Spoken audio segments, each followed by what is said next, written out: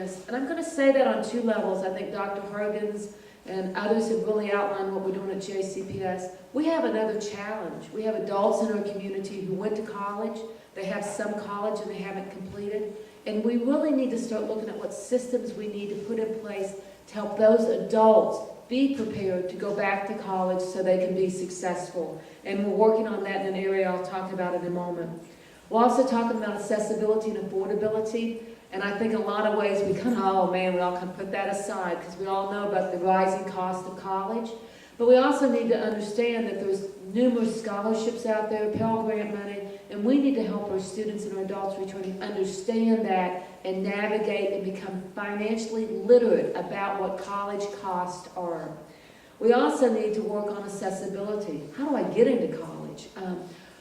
We have a lot of folks that will tell us, and I guess I'm one of those, that I'll go into any post-secondary institution's website and try to figure out how I apply, and it's not an easy process. So we really need to work on how we streamline the college application and accessibility process. And we also need to work on persistence to completion. Dr. Hargens and others have pointed out what we're doing in JCPS. We need all ninth graders, or all students, to start school and finish school. Same thing at our post-secondary level. We really need to see a student that enters post-secondary graduating. We have far too many students that drop out in their freshman year and then are unsuccessful, now have debt, and the scenario goes on. So we really need to work on persistence to graduation. And we know that our post-secondary institutions, just as JCPS, are really working on this. So lots of energy around that. Within 55,000 degrees, we have a program called Count Me In. This is my call to action to each and every one of you. You need to go to the 55K website.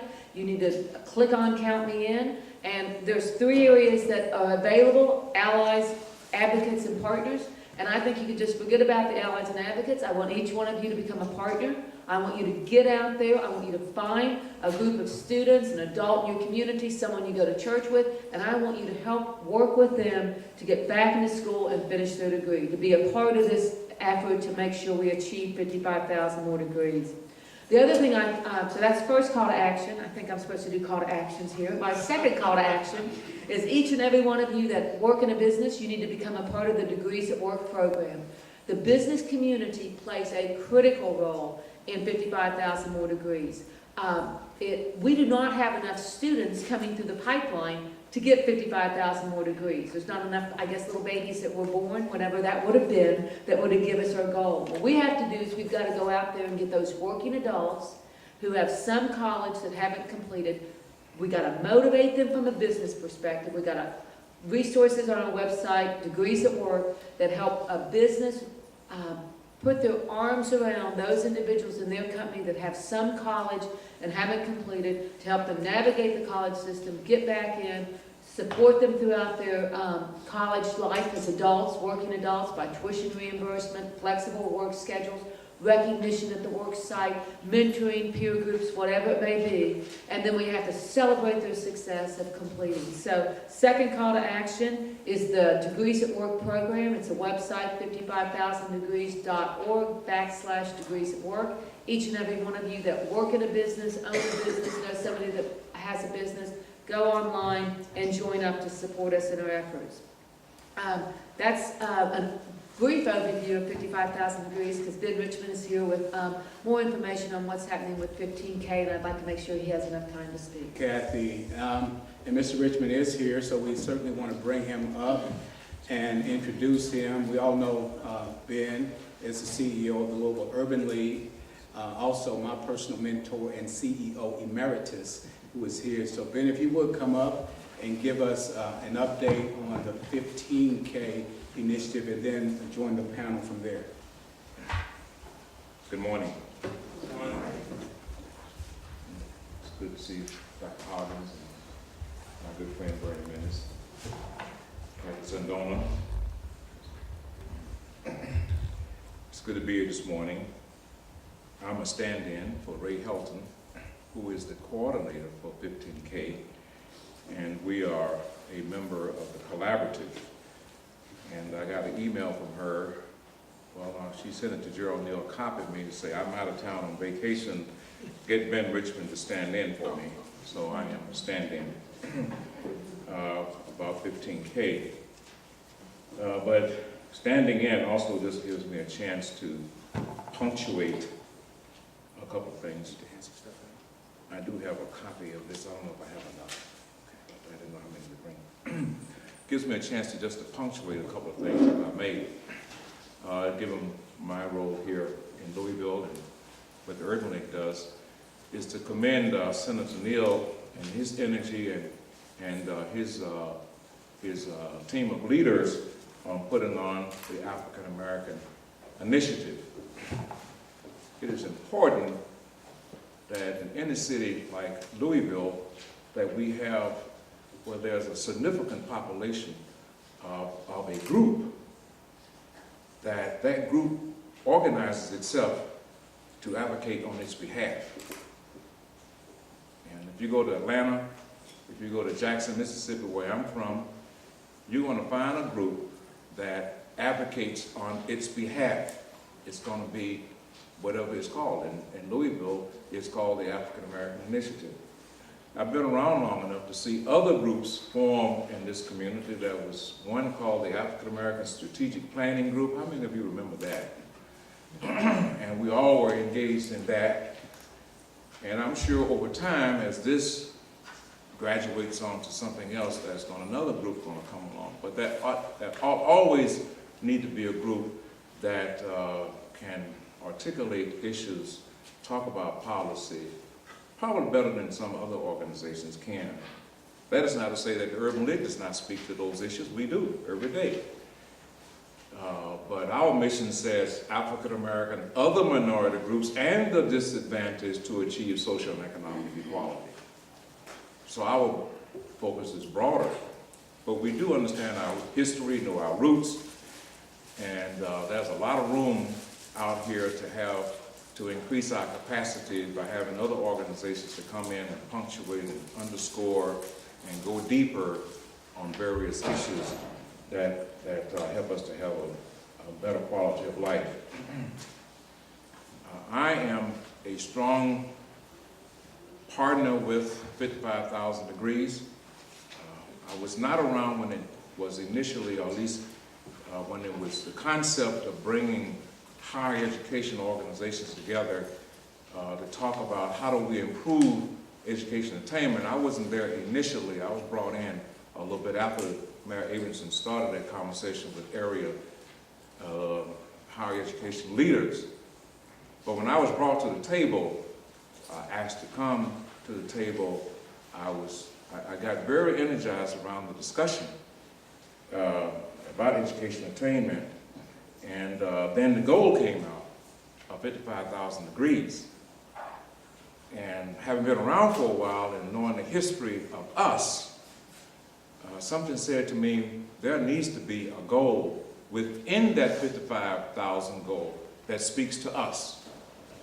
Where do we want to be come 2020? Because history tells me that the community, I think, is going to accomplish 55,000 Degrees. And it can do that whether they're representative or not. That my history tells me that. So something told me, some of us, that we need to have a goal within that 55,000 goals that we can measure over time, the same as this larger goal will be measured, to see how well we do. That's simply what that's all about. We cannot afford to see our community accomplish 55,000 new baccalaureates without understanding very clearly where we are and how we got there. That's what this is all about. And that's why you are important to understand and know that and become a part of Count Me In. I'm not going to repeat what Kathy has said, but we ought to all sign up to be Count Me In. Your family can do it, you can do it as an individual, your organization can do it, your church can do it, your sorority can do it, your fraternity can do it. You just need to do it. It's very simple. Log on 55,000 Degrees and sign up. Log on the Urban League website, hit 55,000 Degrees, hit 15K and sign up. It's just as simple as that. It starts with us. Our history has long been a part of higher education, African American wise. Dr. Cosby talks about that every time he talks about Simmons. So higher education is not new to us, but in some communities, it's been slow coming, and Louisville is one of those communities. We are steeped with blue collar or no collar. So we had to create a college-going culture, and one of the objectives of 55,000 Degrees, create a college-going culture right at the top. And that's where 55,000 fits in. That's where we fit in as an urban league, is to help create that college-going culture. And my new director of youth development and education, Anita Magruder, is somewhere here. Oh, there you are. Raise your hand high. I want you to stand up. This is my new director,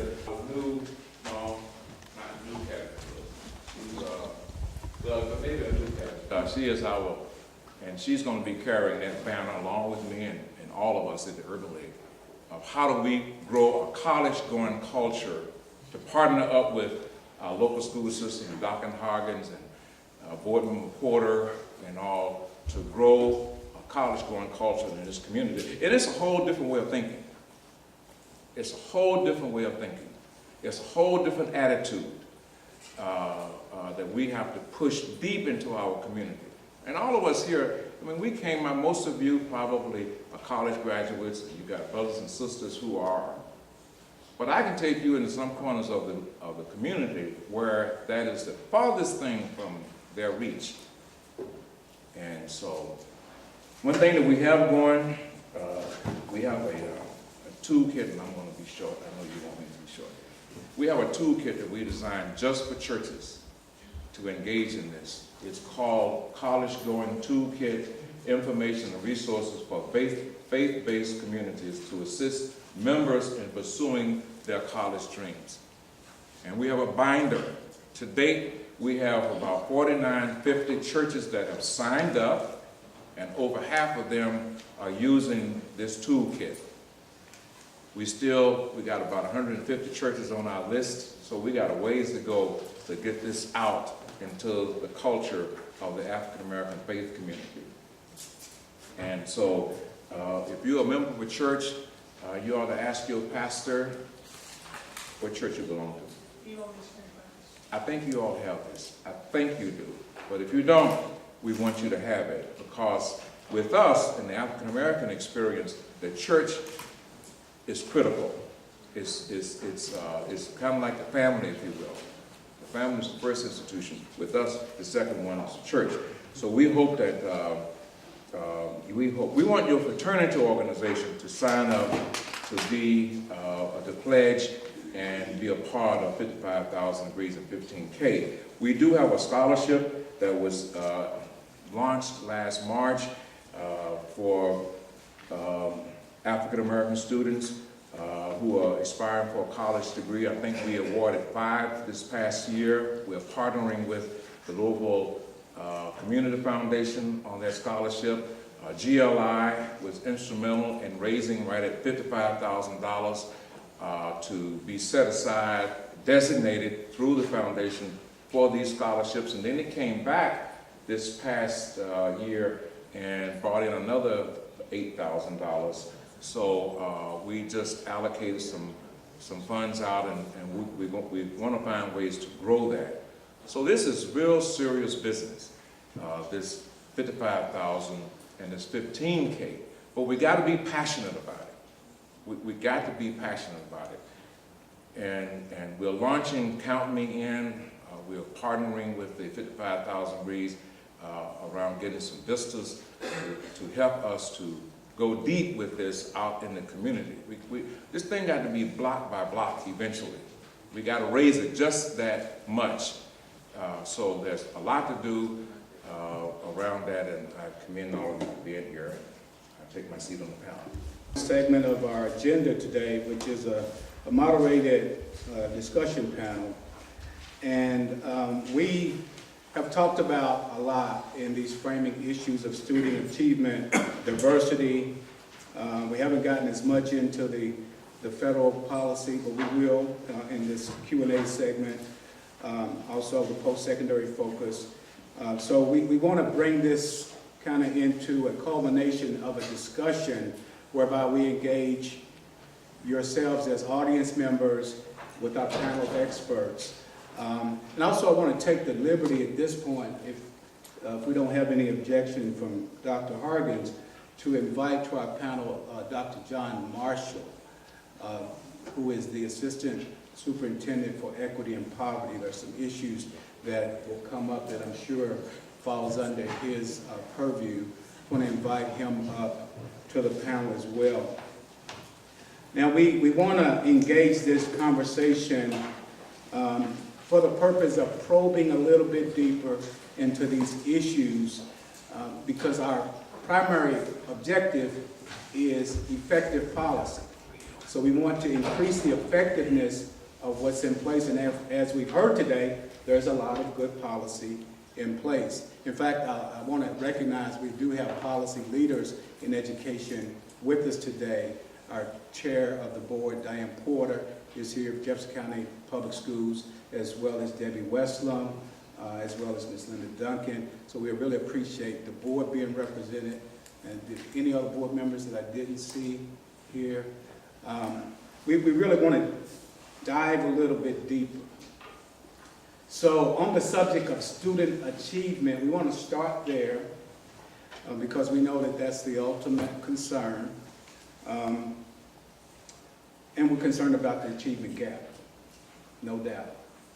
And we know that the Vision 2015 has embodied in it strategies to address the gap.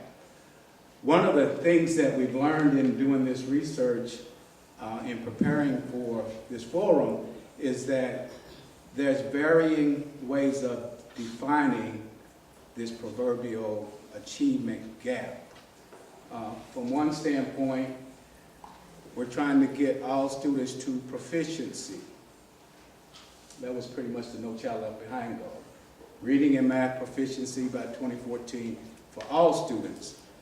So the gap from that standpoint could be certainly the difference between those who are at proficient versus those who are not, considering all races, all classes, all genders. And I hear that still in the rhetoric that that's still a primary thrust to get students to proficiency. But then we also have this achievement gap as defined by Senate Bill 168, which talks about the difference in outcomes for students by groups.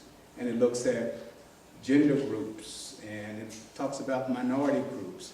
It talks about free reduced lunch. It talks about disabled students. So we're concerned about those gaps as well.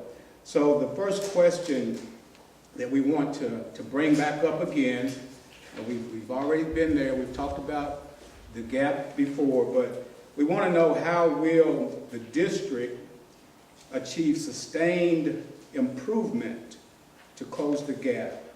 So we certainly want to see increased graduation rates. To achieve our 55K and 15K goals, we must graduate college-ready students. But we understand that when you look at the landscape,